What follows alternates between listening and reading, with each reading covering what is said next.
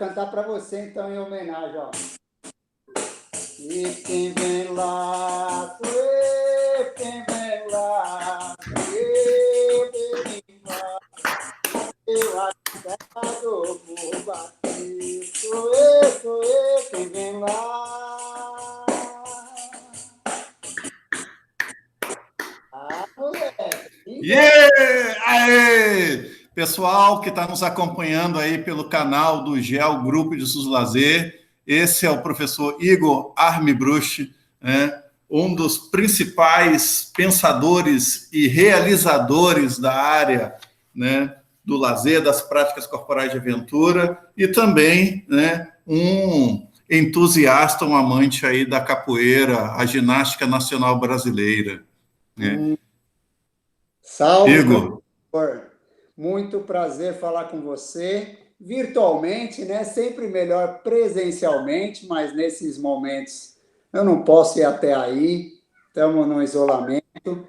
Agradecer também a participação, poder falar com essa turma aí, espero que todos curtam bastante, aproveitem e que fiquem dúvidas para a gente trocar mais ideias e que a gente passe a se conhecer, tá bom? Não é a capoeira hoje que a gente vai conversar, mas qualquer dia, quem sabe, né? Porque esse professor aí também é capoeirista. Ah, claro. E eu até faço umas loucuras aí, a gente tenta mesmo projeto sendo de atividade de aventura, eu tenho uma capoeirista no meu grupo, então antes da aula do parkour, o aquecimento é na ginga, o Igor. Você sabe que tem uma brincadeira com capoeirista que uma vez me fizeram essa brincadeira e eu falei, é verdade, nunca parei para pensar nisso. Uma vez um professor falou, capoeirista tem uma coisa que é engraçada, ele quer enfiar capoeira em tudo quanto é lugar. Qualquer brecha que tem, ele quer botar alguma coisa lá da capoeira. E parece que é verdade, a capoeira ela se assemelha um pouco com o skate, parece uma febre. Quem faz aquilo quer que ela esteja em todo o cenário, é muito engraçado isso. Eu já fiz muito disso, hoje eu me policio bastante, mas acho que as minhas andanças na capoeira me ajudam a pensar outros cenários, com certeza, e a prática de aventura é uma delas. Eu acho assim que práticas como a capoeira e o skate, que eles estão presentes em várias práticas culturais, é aquilo que o antropólogo Marcel Mauss chamava de fato social total. Aquela manifestação, ela está na música, ela está na política, ela está nas relações sociais, ela está na moda, né? É o que o Marcel Mauss dizia, que determinadas práticas, né, elas se disseminam e viram, né, um fato social total, porque ela tem influências em diferentes manifestações aí. Mas vamos falar um pouquinho da tua história com prática corporal de aventura. Como que foi essa coisa, né? De gingando, você acabou, né, no skate, na escalada, no slack. Como que começou isso aí?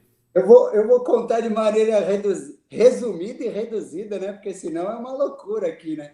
Mas é muito engraçado que, assim, eu tenho uma história muito engraçada que, assim, desde moleque, dos meus 8 para 9 anos, eu faço capoeira e brinco até hoje, assim, um pouquinho. E eu era febrento por isso. Então, quando eu tive os meus, acho que 17, 18 anos, o meu mestre de capoeira falou: Você já tá bom, já pode dar aula. Na nossa época era assim, eu nem tinha pensado em educação física nem nada.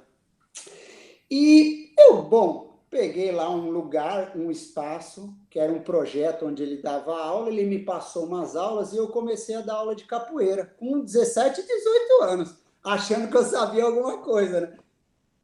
Quando a molecada ia bem nos movimentos, eu falava, pô, tô arrasando. Eu mostrava o movimento e tava tudo certo.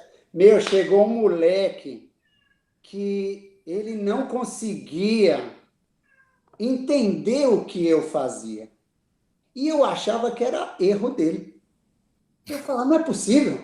Eu faço a estrela e ele não consegue fazer? Como assim? Só que eu fui identificando que eu só conseguia apresentar a prática pedagógica, eu só tive a consciência disso depois, de uma única forma, fazendo. Era isso que eu sabia. Foi assim que eu aprendi. E uma pessoa da capoeira, que treinava lá com a gente, era professor de educação física. Ele falou: por que você não faz educação física? E eu falei: pô, nunca pensei nisso, né? Nunca tinha pensado nisso. Eu entrei na educação física, Juliano, por causa da capoeira. E aí, lá, né, fui conhecendo outras coisas. Muitos professores falavam para a gente, isso eu acho fantástico, quem está estudando na graduação, falava assim, abram as visões, deixa a mente aberta, deixa a coisa fluir, não fixa numa coisa só, sabe? Essas mensagens subliminares me ajudou a conhecer várias outras coisas. E uma delas foi a aventura. Então, no último ano da graduação, eu conheci o nosso querido professor Dimitri, que gravou um vídeo aqui para o pessoal do curso, muito legal também. E ele foi falar de aventura e tal. Eu olhei para aquilo e falei: isso aí eu já faço mesmo. Eu sempre andei de skate. Então, minha época de adolescência, eu me identificava com a cultura jovem. Eu ia na Praça São Bento dançar hip hop, apesar de ser branquelo, por causa do movimento da capoeira, eu sempre tive envolvido com influências afro-brasileiras, né? A negritude sempre fez parte do meu processo histórico. E eu sempre andei com o pessoal do rap. Eu ia num rap lá no Tatuapé, onde eu morava, que era Projeto Radial, Juliano. E lá eu dançava hip hop com a galera falava: que é esse branquelo, meu? Porque eu gostava de fazer uns movimentos no chão, eu tinha uma certa habilidade corporal por causa da capoeira.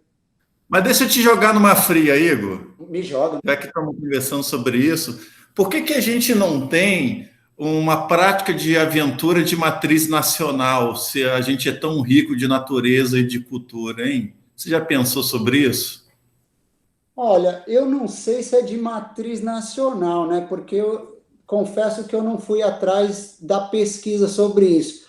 Mas quando eu ouvi falar do sandboard, eu lembro dos cearenses, né? O esquibunda. Eu não sei se veio antes aqui, se isso é cultural daqui ou é de fora. Aí você pode até me ajudar. Eu nunca pesquisei sobre isso, até para saber, será que o sandboard é nacional? Pois é, vamos, vai, ó, vai. Pessoal que está procurando um assunto para mestrado, aí, ó, dicas do Igor Armibruch. Ô, Igor, mas vamos continuar aqui a nossa conversa. É, eu queria que você desse uma contribuição para a gente em relação ao slackline, porque para algumas pessoas que têm mais dificuldade no elemento lúdico, né, ele acha que é montar o slackline, segura a mão da pessoa, vai e volta, enjoou, acabou o slackline, né?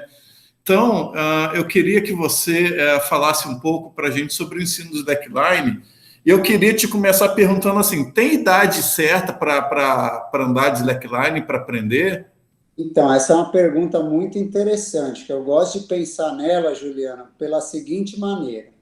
Se a gente pegar muitos relatos de experiência, prática pedagógica, pessoas falando sobre slackline, a maior concentração está no universo jovem, a galera que se identifica com essa questão cultural, até a aproximação do skate, faz jus a isso, as práticas urbanas, tem aquele apelo da pegada do jovem.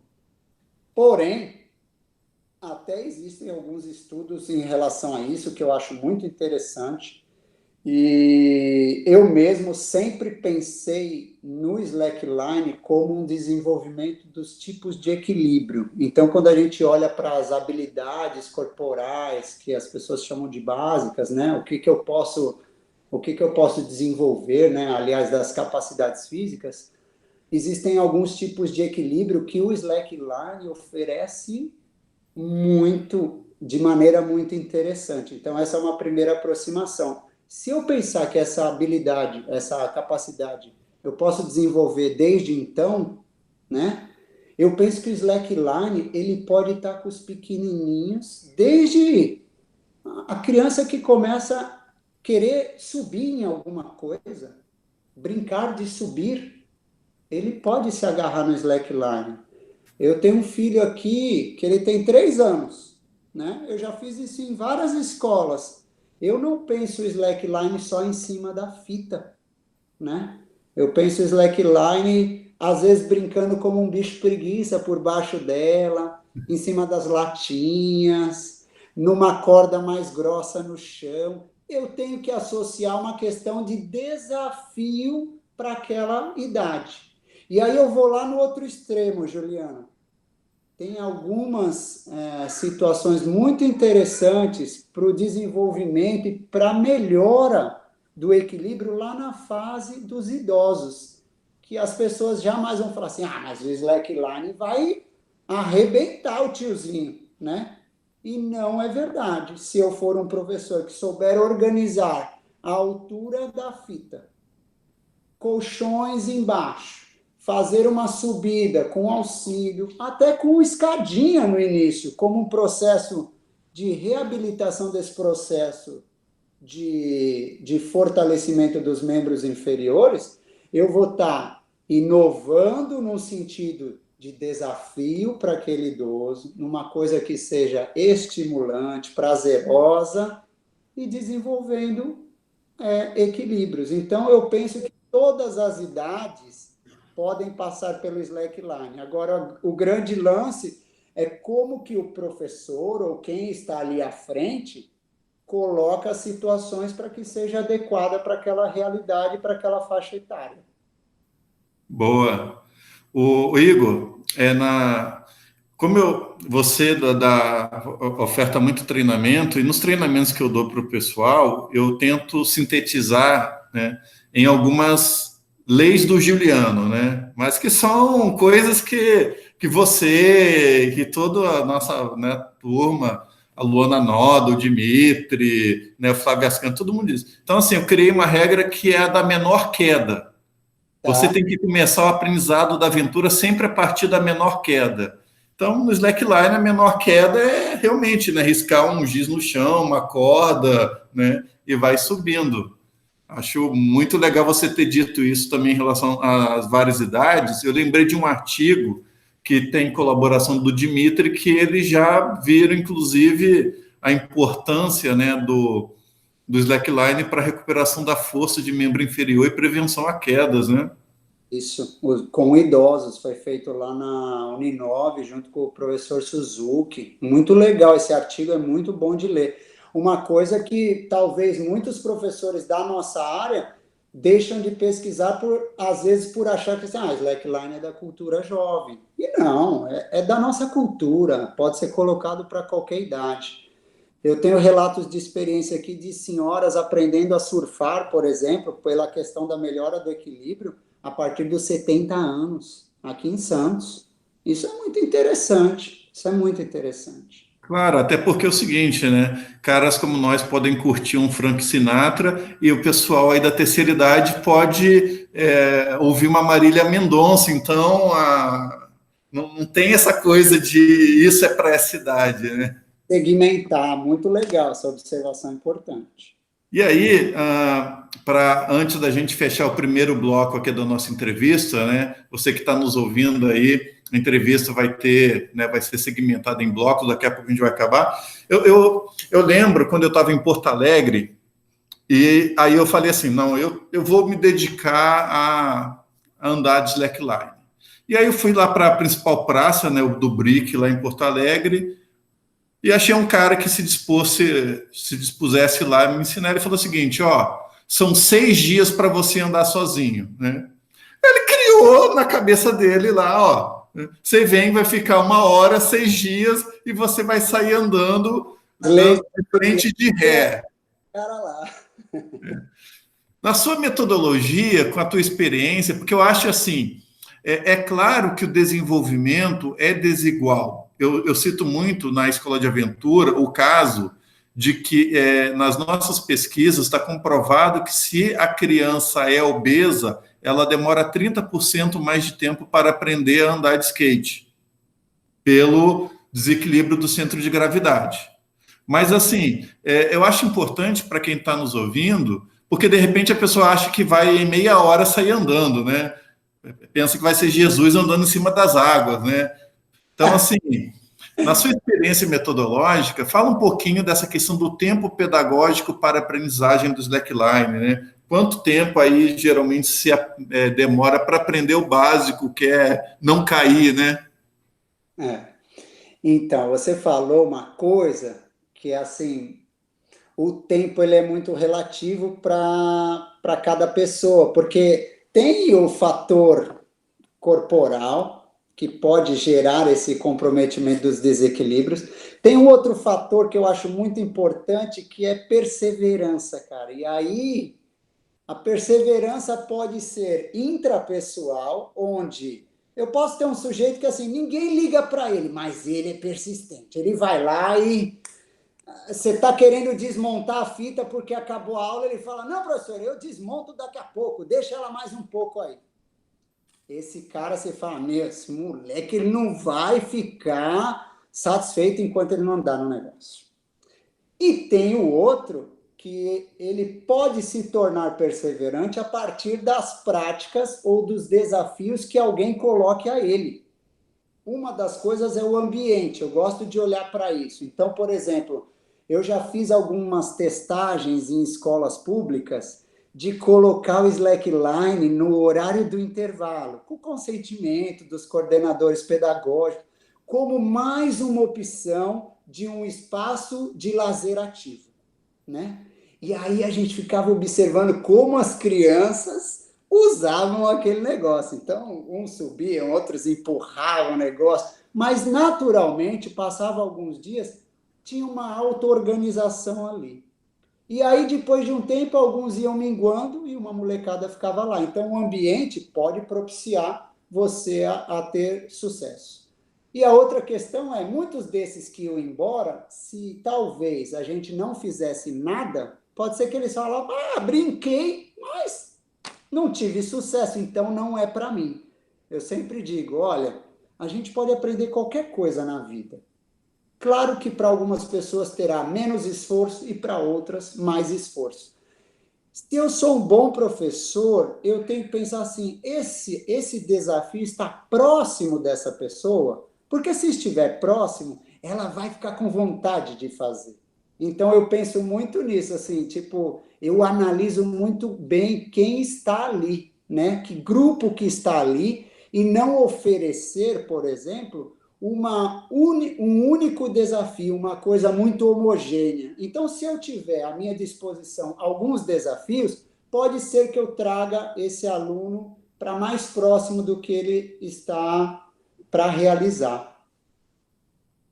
Legal, gostei aí. E aí, você que está nos assistindo, nós vamos encerrar agora o primeiro bloco, mas se você quer saber, né, as orientações metodológicas aí que o Igor Armbruch desenvolveu para o ensino slackline, quais são os pontos, né, que você deve prestar atenção na hora de ensinar slackline, os erros, as boas práticas, né? Não perca, então, o nosso segundo bloco. O Igor agora vai encerrar o primeiro bloco aí com uma música, não foi combinado, mas ele já vai pegar o pandeiro ali. E, então, faça a sua anotação, né? Comece a pensar nas suas dúvidas, que a gente já volta já. Corta para o Igor! Tá bala. Eu lembro da moça bonita da praia de Boa Viagem. É brincadeira, turma, eu só sei